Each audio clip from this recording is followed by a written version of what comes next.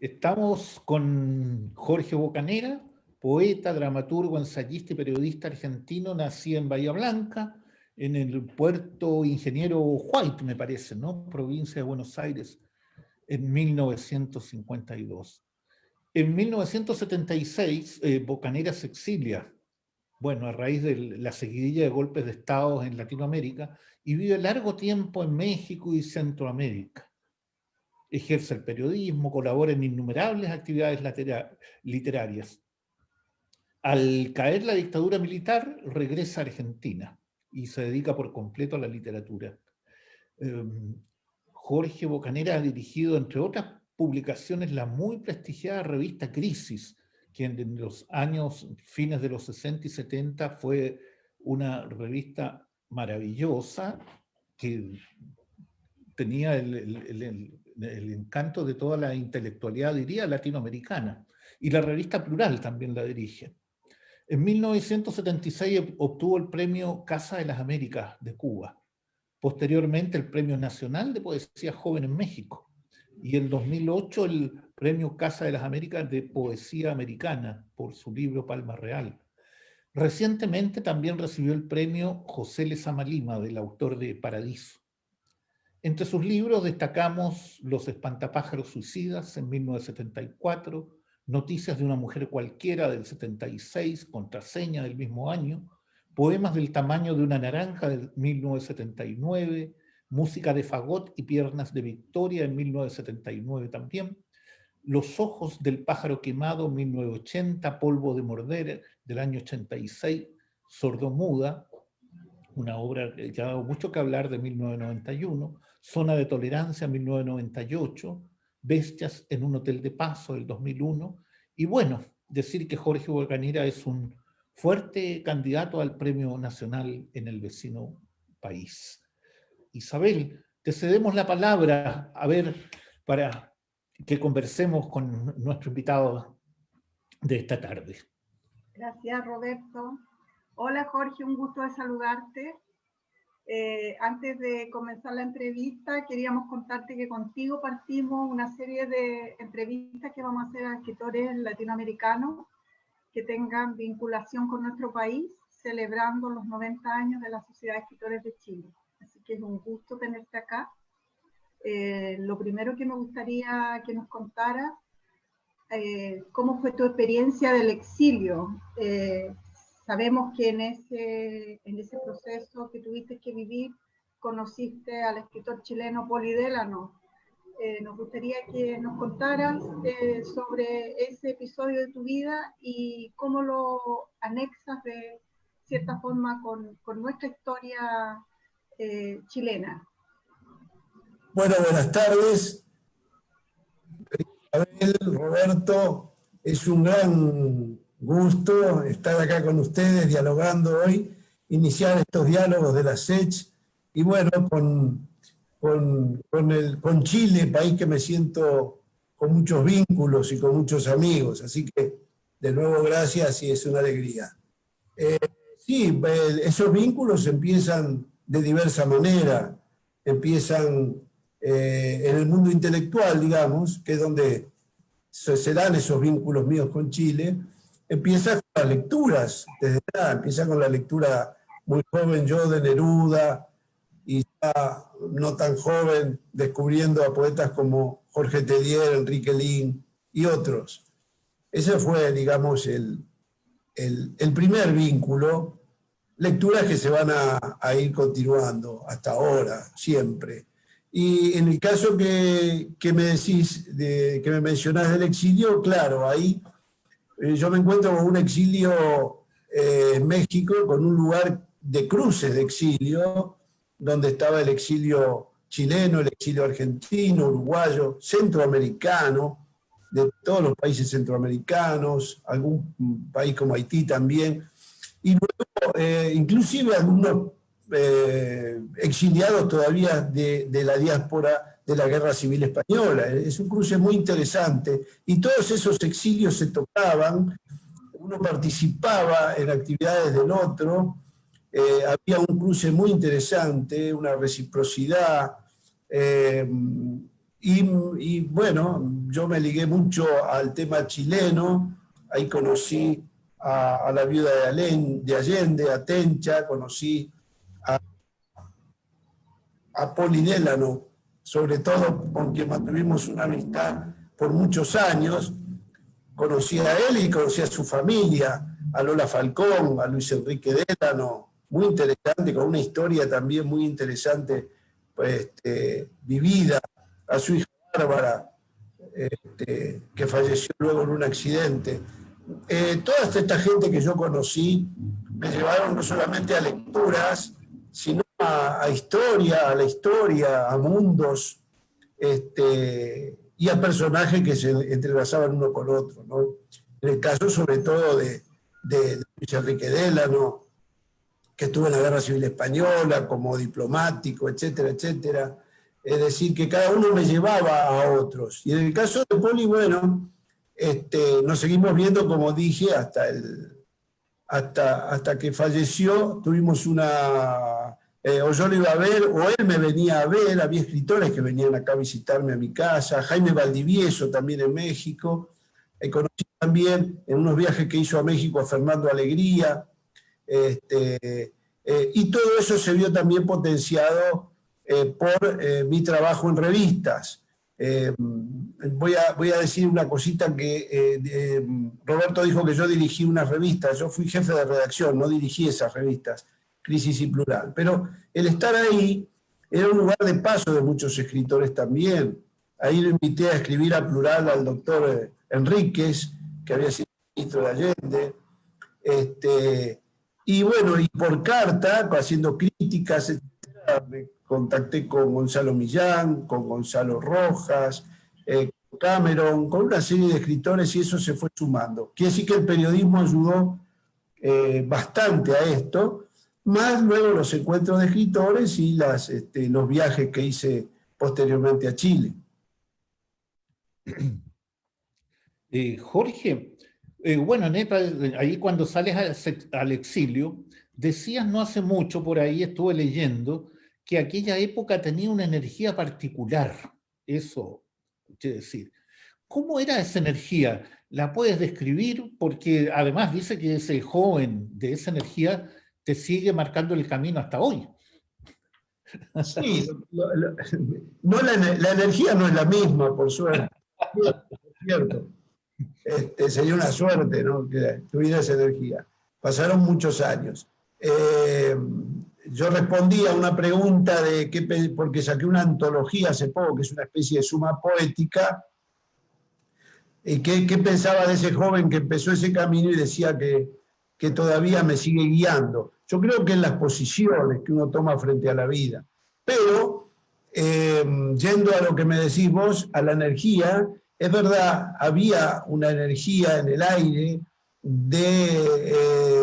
hacíamos muchas cosas, queríamos hacer muchas cosas. En el ámbito local acá, aparte de la militancia, hicimos una cooperativa editorial, hicimos un grupo literario, hacíamos recitales, había un cruce con los pintores. Yo empecé a trabajar con músicos, cosa que hice hasta ahora. Bueno, vos sabés que hay canciones mías que han interpretado Silvio Rodríguez, Mercedes Sosa y otra gente, y eso lo empecé en esos años. Entonces había una carga, un deseo, había un deseo, ¿no? Y un deseo que también pasaba por el arte, pasaba por muchos lados, y sobre todo por transformar una sociedad que en la Argentina estaba marcada por sucesivos golpes de Estado.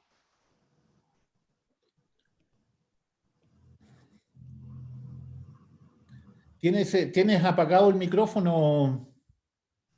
No, yo te escucho bien. Ya, sí, te quería llevar al plano de la música. Sé que eres un estudioso de la música latinoamericana y que tiene relación con tu obra.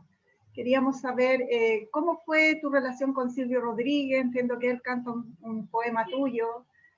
Nos gustaría que nos contaras sobre esa experiencia. También creo que tienes una relación muy cercana con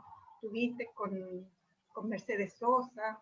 Entonces, ¿cómo se unen esos mundos, el musical y lo lírico? Bueno, en mi caso, Isabel, se da porque mi familia es muy musical. Todavía yo tengo primos que están, que cantan, que graban discos, de mi familia, sobrinos, hay un montón de gente. Mi padre cantaba tangos, cantó tango con 2 orquestas en Bahía Blanca, donde yo nací, en el puerto de Ingeniero Guay. Así que mi casa y mis primeros libros, más que mis primeras lecturas fueron cancioneros. Los cancioneros estaban entre las primeras lecturas y ustedes saben que el cancionero argentino es muy rico. Tal es así que en las antologías de poesía que salen en la Argentina, en todas las antologías ya están incorporados muchos poetas del tango, poetas como del folclore, Manuel J. Castilla, Yupanqui, desde ya, inclusive del rock, ¿no? Como Spinetta y otra gente. Es muy común este trabajo. Y yo siempre en mi casa, las fiestas, las reuniones, había que cantar, todos cantábamos. Eso tiene que ver con, creo que me afinó mucho el oído para la poesía, yo le presto mucha atención a la respiración, al ritmo que tiene el poema. Y bueno, empecé, como dije recién, en los años 70 a trabajar con un músico argentino que acá es muy conocido, Alejandro del Prado.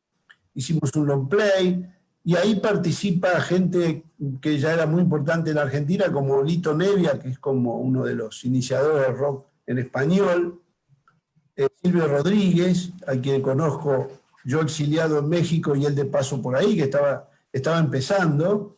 Y de ahí comienzan amistades con ciertos músicos latinoamericanos. Ahora mismo estaba haciendo un tema con el nicaragüense Luis Enrique Mejía Godoy.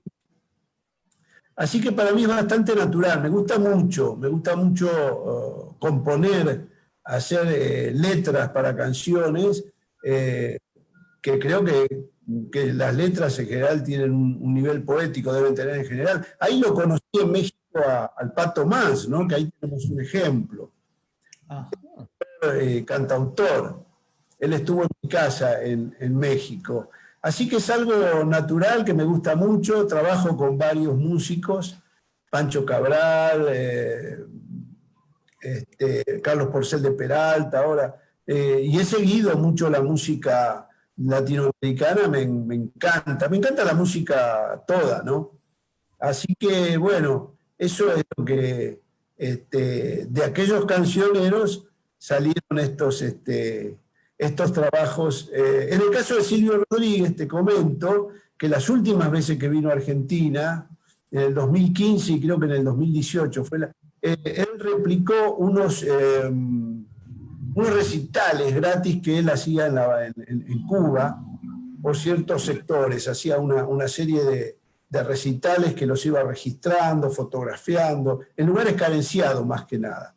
Y me invitó en el 2015 a unos barrios acá que se llama Lugano, un barrio de Buenos Aires, y luego en Avellaneda hizo un recital en el 2018 que fue muy multitudinario y también me invitó a subir al escenario a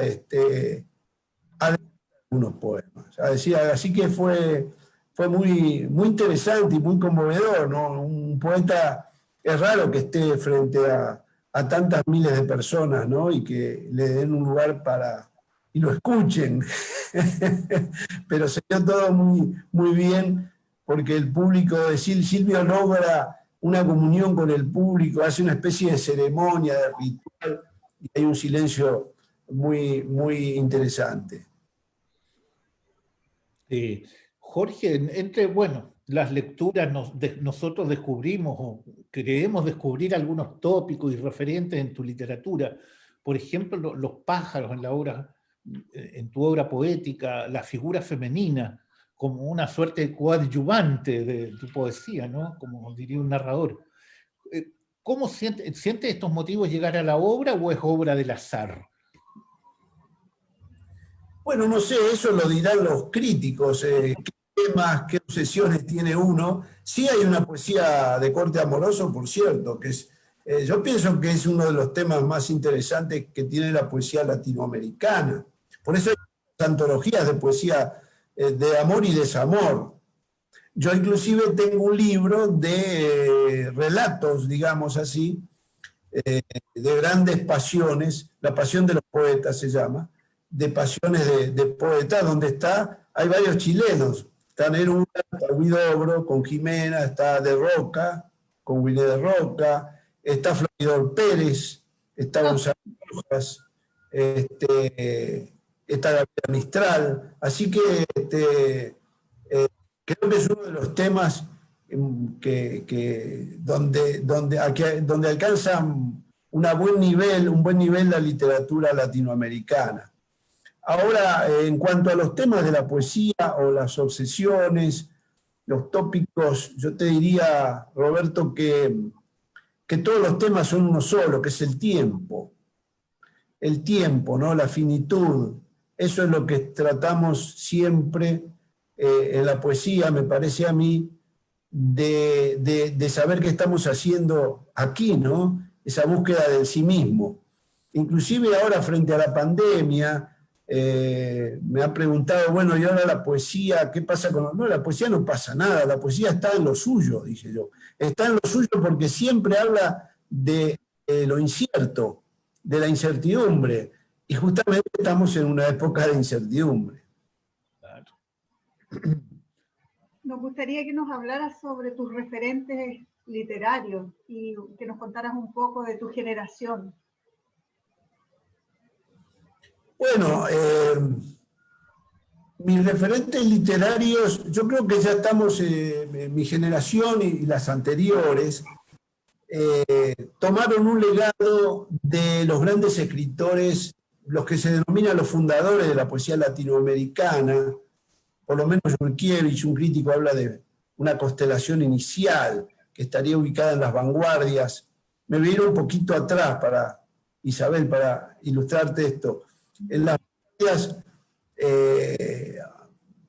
hay poetas como César Vallejo, como Oliverio Girondo, como Neruda, como tantos que se consideran fundadores y que nos dieron un legado que es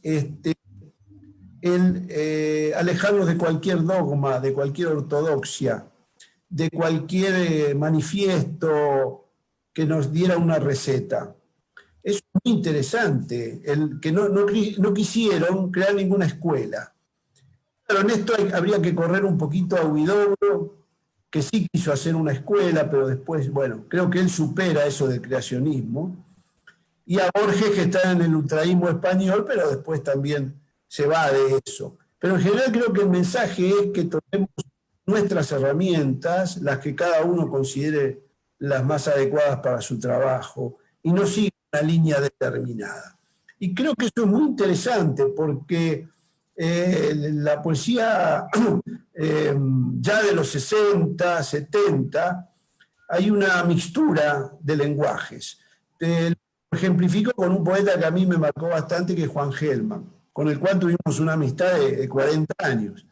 Yo he escrito bastante sobre él, creo que somos dos poetas distintos, pero es interesante la mixtura de Juan Gelman, que todos los ven como un poeta político, pero es un poeta que tiene mucho de la mística, de la mística del Siglo de Oro, que tiene una textura surrealizante, que a veces es una poesía muy signada por lo conceptual. Bueno, hay cruces ahí, por cierto está el porteño, coloquial, pero todos esos cruces hacen a Gelman, y creo que estamos hechos nosotros, nuestra generación ya, de estos cruces. Entonces es muy difícil rotularla. Ya no se puede decir que un poeta es o surrealista o coloquial, porque está hecho de todos esos cruces. Es muy interesante, me parece a mí, sacarlo de los rótulos. Y en mi generación veo eso, ¿no? En mi generación a nivel latinoamericano, aprovechar lo mejor de estos poetas que toman tanto de la poesía basada en la imagen, la poesía europea como en la lengua anglosajona. Ahí tenemos el ejemplo de Cisneros, el peruano, con su ironía, y más ligado a la lengua anglosajona. Bueno, todo eso me parece que nosotros abrevamos allí y es de donde sacamos nuestra voz. Ya que, cuéntanos, Jorge, tú con Palma Real ganaste el premio Casa de las Américas. ¿Es algo distinto dentro de tu obra poética, este referente, por así decir, centroamericano, de selva? ¿Cómo lo inscribes tú a esta obra? Sí, ganó el premio Casa de América de España, que a veces se conoce Casa América, las Américas de Cuba. Sí. Es un libro, yo viví 8 años en Costa Rica, pero viajando mucho ahí a Nicaragua, a Chiapas, todo una selva muy exuberante. Y siendo muy urbano, el paisaje me empezó a decir cosas, como te digo, fueron 8 años viviendo en Costa Rica, y empecé a hacer unos cuadernos donde el paisaje, más que crecer, decía yo, imagina. No es que crece, sino que imagina. Nosotros vemos lo que el paisaje imagina. Y bueno, ahí toman la palabra los animales y etcétera.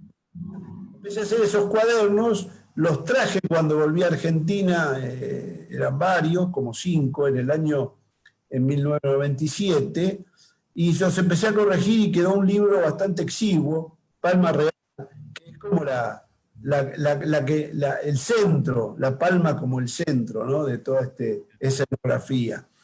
Y pensé que era un libro que lo tenía que abandonar porque era un libro quizá turístico, que yo en mi mirada, por más que hubiera estado 8 años, entonces se lo mandé a un amigo que vive allí y que está muy metido en la selva, que es pescador allá, etcétera, y escribe. Y le dije qué le parecía, bueno. Y él me dijo, mira, dice, este es el libro que yo hubiera querido escribir, me dijo.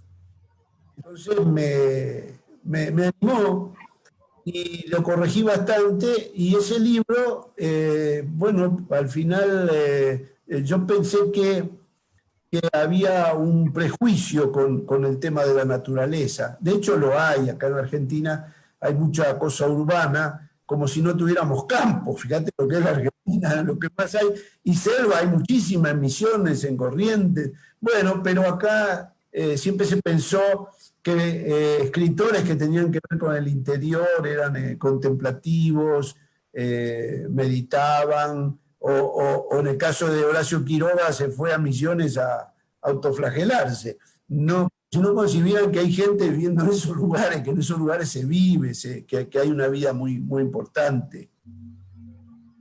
Entonces, bueno, contra lo que yo pensaba que no iba a interesar, ese libro salió en España, salió en Italia, salió en antologías que salieron en Francia, tiene ediciones en México, en Costa Rica, aquí.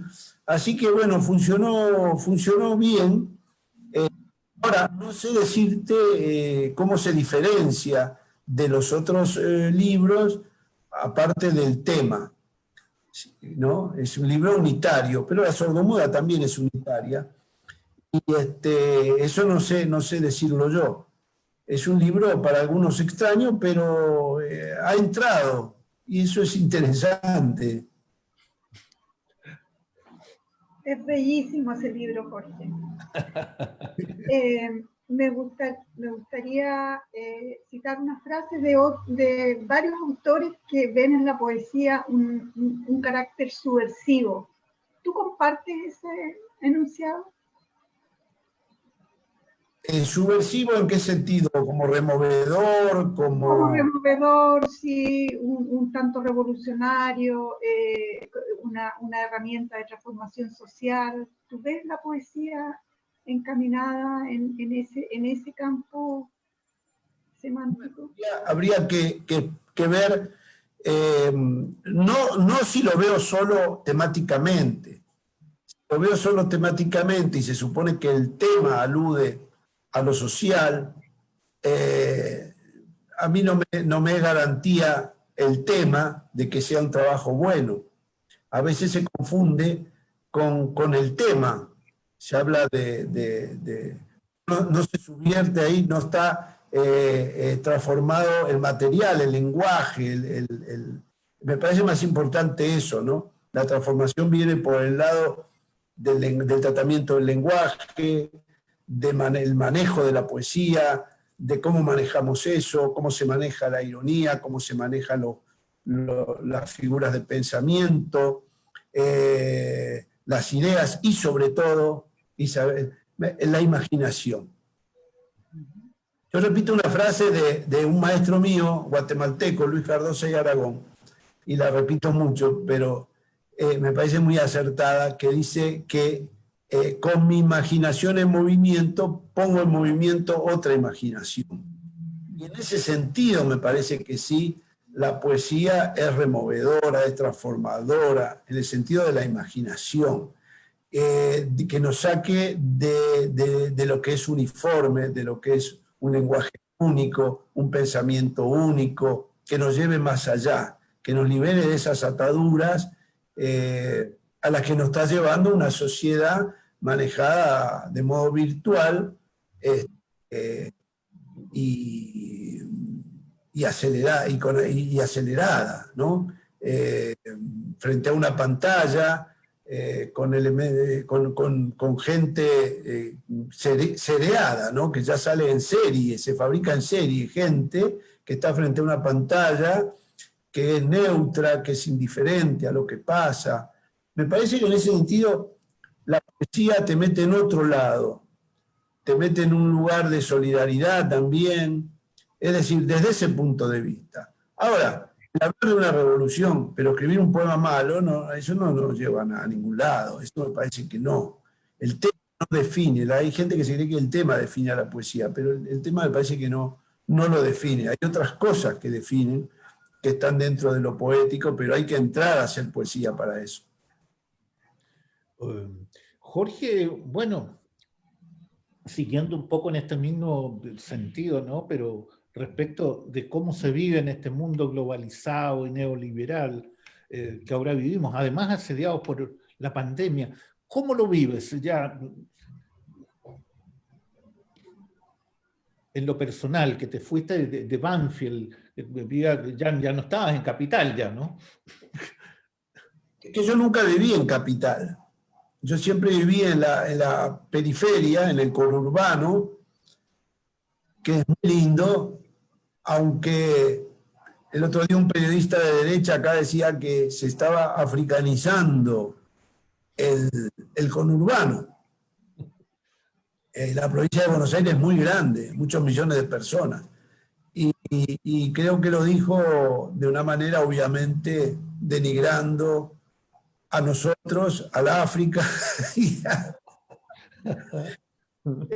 Yo lo vivo, ¿cómo te diría? Con un pie en tierra firme y un pie metido en la incertidumbre. Hay un libro muy interesante de Girondo que se llama Persuasión de los días, que es un libro de los años 40, donde Girondo habla de una peste, de unos efluvios, del miasma, que se supone que eran unos efluvios que salían de cuerpos enfermos o de muertos. Seguramente en una época se pensaba así.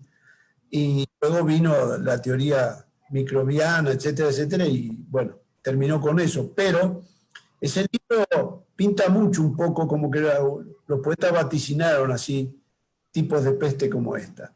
En el caso mío, te digo, lo vivo así en lo personal, con mucha incertidumbre, tratando de armar mi cotidianidad, de que esa incertidumbre no me ocupe mucho la cabeza, sino que que el pie que tengo en tierra firme pueda trabajar, soñar, y simplemente de eso. Ahora, la pandemia esta da cuenta del mundo en que vivíamos hasta que llegó.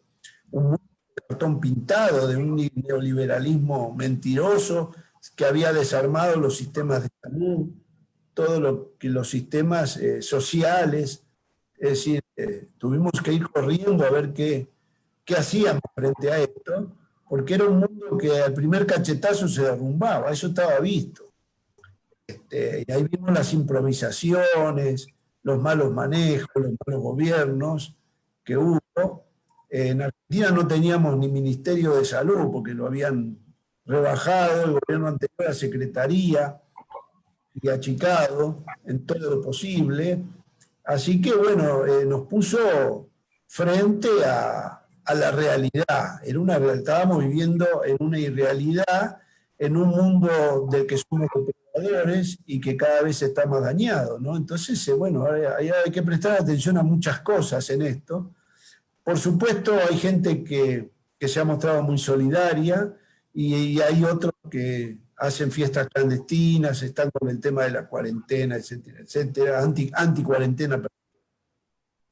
Hay mucha inconsciencia, pero bueno, es producto, me parece a mí, de la locura en que estábamos viviendo.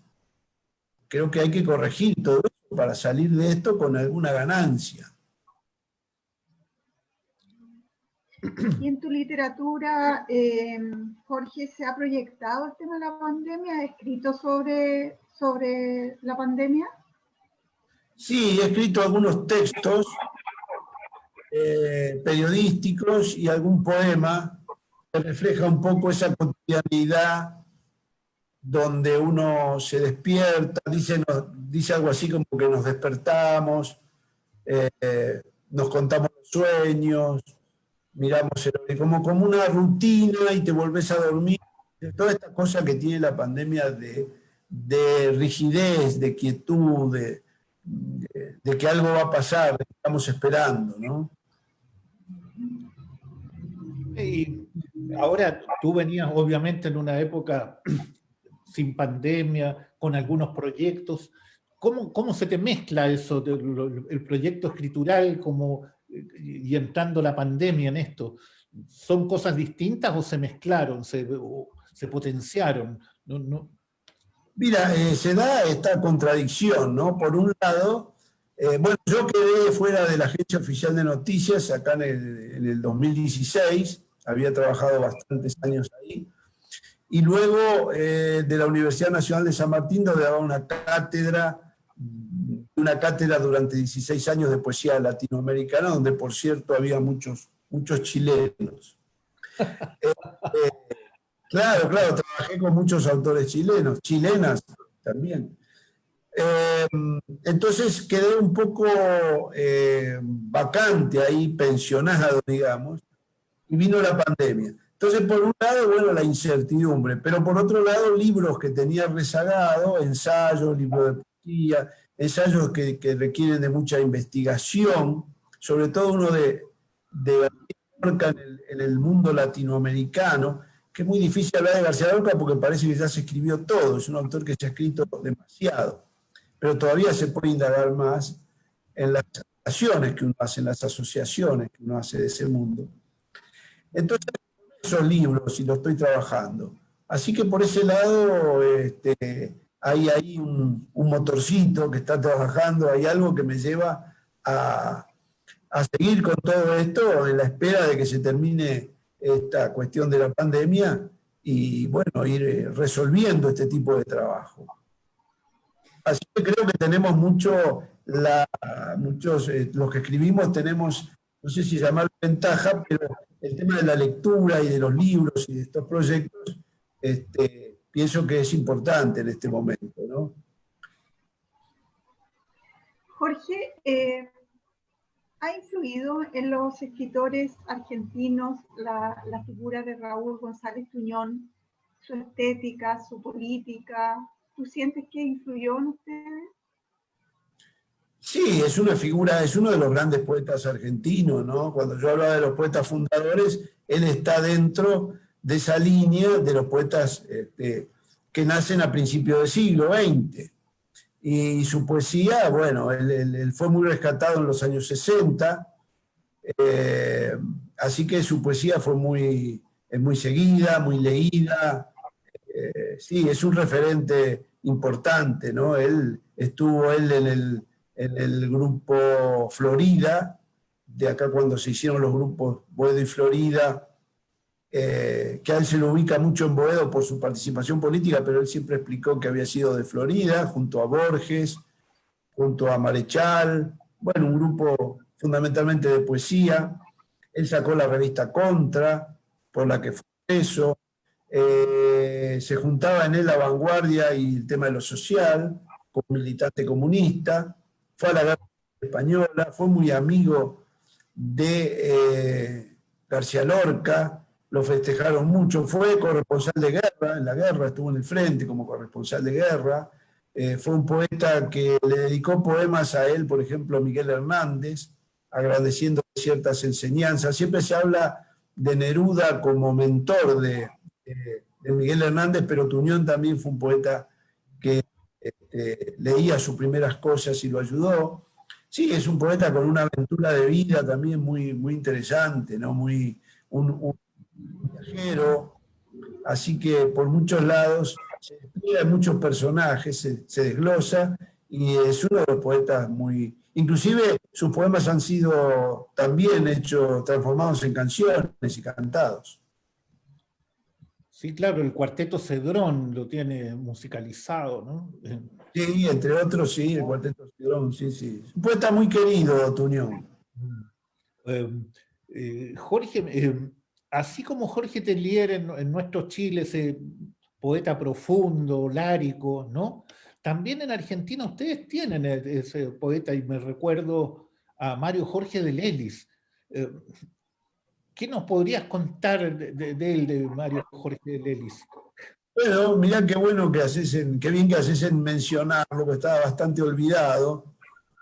Un poeta que empieza a publicar, creo que a fines de los 40 o 50, que muere joven y inclusive saca una publicación de poesía, y me parece que influenció bastante, sobre todo en el tema de la poesía de Buenos Aires, ¿no? Y los tópicos de Buenos Aires, el fútbol, el popular, con una poesía de interlocutor. Él le estaba siempre hablando a alguien, ¿no? Usted sabe, señor, siempre tenía a alguien así a la mano con el que parecía conversar en su poesía. Muy interesante, Mario Jorge Lelis. Sí, y bueno, y a Tellier yo lo he leído mucho, he escrito sobre él, lo he conocido, y toda una gama de poetas chilenos que me han interesado mucho y que tuve la suerte de conocer, porque la verdad que tuve suerte. Y hasta el autor de la nueva novela, José Luis Martínez, ¿es? Sí, Juan Luis Martínez. sí, Juan Luis Martínez, claro. Y lo conocí en su librería de Valparaíso, me llevó Cameron. Es decir, así que estuve en todos los lugarcitos que me pude, charlando con Lin, charlando con Oscar Hahn, con poetas. Bueno, he entrevistado a Zurita, he escrito prólogos para Dante y su esperanza de Neruda para Galaxia Gutenberg. Acabo de hacer un libro para niños sobre la vida de Gabriela Mistral, así que estoy muy ligado, eso quería decir, a la literatura chilena, y sobre todo a los poetas, siempre tengo muchos amigos ahí. Oye, Jorge, a propósito de lo ligado que estás con los poetas chilenos, sé que fuiste muy amigo de Enrique Lin, y Enrique Lin en una ocasión dijo que nunca había salido de este horroroso Chile. ¿Cómo fue tu retorno a la Argentina? ¿Encontraste que Argentina cambió mucho después que tú estuviste exiliado? ¿Te encontraste con otro país? Cuéntanos un poco de eso. Bueno, estaba la urgencia por volver, ¿no? Había una urgencia por reencontrarnos con el país, y quizás dimensionó esa democracia que se lograba con el Alfonsín del radicalismo y la derrota de los militares en Malvinas. Era una democracia todavía un poco condicionada. Yo creo que nosotros vivíamos el júbilo, obviamente, de la caída de los militares, pero no dimensionábamos en qué medida todavía estaba condicionada. ¿Qué lugares todavía ocupaba su gente? Porque sabemos que fue una dictadura militar, eclesiástica, civil, etcétera, ¿no? Había muchos periodistas todavía en puestos clave que respondían a ese pensamiento. habían dejado todo un pensamiento también. Uno veía que el jolgorio, yo digo, bueno, muchas fiestas, así, digamos, se hacían fiestas, encuentros, había mucha alegría, pero no se vigilaba estos lugares que seguían ocupados por este pensamiento autoritario. Y pasó mucho que una sociedad como la Argentina, que tiene opción todavía de autoritarismo, bueno, se vayan desarmando. Está el dato interesante de que se han ido juzgando a los responsables de tortura, de muerte, de asesinato, que se ha logrado encarcelar a muchos y juzgar. Eso es muy importante, el trabajo de los humanos, los grupos de derechos humanos, las madres de Plaza de Mayo, las abuelas, eso es muy importante. Pero es un trabajo que todavía se está haciendo. Todavía es una sociedad dividida, que tiene un sector autoritario que ahora se está expresando con esta cuestión de oponerse a la cuarentena, ¿no? De oponerse a la vacuna. Había, por ejemplo, no se ve acá en el centro en la ciudad de Buenos Aires, que las autoridades llamen a vacunarse, por ejemplo, cuando sí se está haciendo en el resto del país. Entonces se ve ahí una división. Y bueno, es una historia larga, pero los que volvimos con el ansia de recomponer un poco los aspectos más democráticos y las ideas que teníamos por una justicia social. Al mismo tiempo que de haber conocido muchas figuras fuera del país, en México, en Centroamérica, por tu camino por el mundo, ¿no? Acá en Buenos Aires y en Argentina vivió importantes escritores como Rafael Alberti, por ejemplo, el mismo Vítor Gombrowicz. ¿Quedó algo de esa poesía, de esa literatura por allí? Bueno, de Gombrowicz sí, se estudia mucho. Sí, por acá ha pasado mucho, pero sí, no sé si de algunos han quedado una huella de Gombrowicz y de Rafael Alberti, y no solamente de Rafael Alberti, ¿no? de Teresa León, su esposa, gran escritora, creo que mucho menos. Pero sí, hay autores que de pronto se estudian, otros se olvidan. Habría que ver cada caso en particular. Sé que de Gombrowicz se han hecho inclusive congresos, hay estudiosos.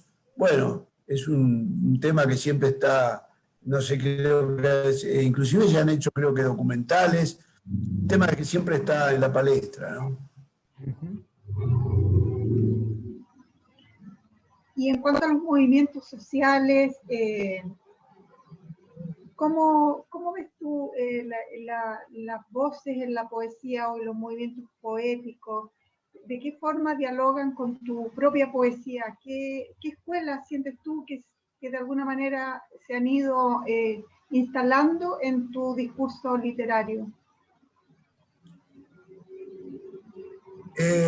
Como te dije antes, soy un admirador de la poesía, por ejemplo, de Olga Orozco. Tenía un cariz así onírico, un lenguaje surrealizante, también Enrique Molina. Yo vengo un poco de ese cruce, pero con lo urbano, con el tuñón urbano, y hasta quizá con algunos autores de tango, como Cátulo Castillo, como Discépolo, que es una poesía que a mí me gusta mucho. Pero sabría decir, eso lo tendría que decir un crítico, porque yo estoy muy impresionado ya por otras poéticas latinoamericanas que me han llegado mucho. Y entonces ese cruce de esa amalgama ya es difícil separar cada hebra. A mí me interesan muchos poetas y creo que el lenguaje mismo me ha cambiado. Bueno, lo tuyo es muy latinoamericano. Bueno, esto no solamente el paisaje, sino videos, palabras, modismos, que son muy de nuestra América Latina y que me gusta entremezclar ahí, ¿no? Hay una urdimbre ahí. Creo que de eso está hecho lo mío, con cierta ironía también, pero bueno, yo he trabajado sobre distintas poéticas, un libro de ensayos sobre Juan Gelman, he sacado ensayos inclusive hasta de Huidobro, de Tellier, de Gonzalo Millán, pero no sabría qué decir de mi poesía, porque me cuesta mucho tomar distancia. Sí, sin duda hay resonancias en tu poesía, pero sin duda resonancias de muchas voces, ¿no? Que percibimos al leerte. Y quisiéramos en este instante, y al despedirnos, si pudieras leernos algo, ¿no? A nuestros auditores. ¿Cómo no?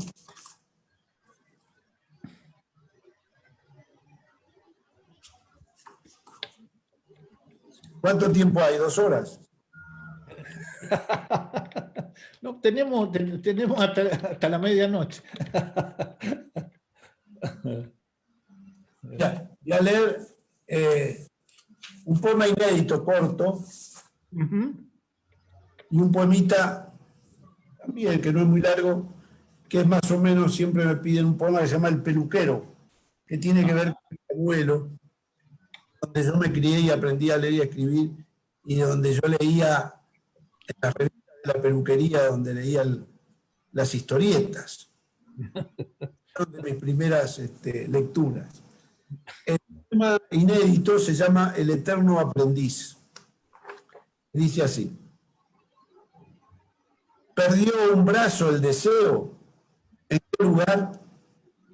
A la carrera iba, sordo a las advertencias y ciego a los avisos de todos los caminos. Desoyendo las voces de aquellos que peregrinaron hasta sus oídos para entregar canastas de prudencia. De guerra, hubo una guerra, murmuran los que llevan agua a su molino, al brazo hay que tenerlo cerca del bolsillo, hay que ilustrar el rédito. Y él, ¿qué acarreaba? Sed, trastabilló, robó por la pendiente de las cosas inútiles. Su brazo abrió los ojos al goce o al espanto. Comenta el vecindario, calculó mal. Ya nadie arriesga un sueño en la selva de las cifras amargas. Otro dijo, quería ver el mundo, pobre. Nadie mencionó más al aprendiz aquel que sin un brazo lleva consigo su carcaj, su arco, y en el centro del bosque de las conjeturas tensa la flecha. Y el peluquero, gracias, muchas gracias. Y el peluquero, dedicado a mi abuelo, sabe que yo tengo acá en mi casa el sillón de peluquero de mi abuelo, que es de 1900. A veces vienen unos niños y preguntan si es la silla eléctrica. Es un sillón de dentista. A mi abuelo Santiago. Asentaba navajas en un listón de cuero porque era su trabajo arrancarle a los rostros sus animales muertos. Hacía barba y bigote para el espejo atestado de gente. Su navaja pulía aquella superficie, rasuraba los rostros del espejo y haciendo su trabajo, afeitaba al espejo. Era más chico que un tarro de gomina brancato, mi abuelo, pero una cabeza más alto que la muerte.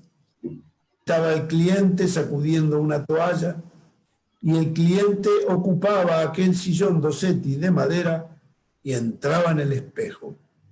El estilista hablaba solamente con su tijera y cuando ella por fin tenía la lengua desgajada hacia un lado, él decía, servido. Bueno, maquillaba al espejo con estrellas de talco y usaba un pulcro saco blanco. Parte que también es prolija, le envidiaba su colección de peines. Un día la muerte, que hojeaba una revista deportiva, dijo: me toca a mí. Y ocupó aquel sillón de espatarrada y con un remolino en la cabeza. Tiene un pelo difícil, dijo sin voz mi abuelo. Después, la muerte asentó su navaja y, haciendo su trabajo, rasuraba el espejo. El peluquero se marchó bajo un cielo cualquiera con estrellas de talco. El espejo se pasó la mano por la cara afeitada, suave, como un recién nacido. Muy bien. Otro. Otro más. Sí.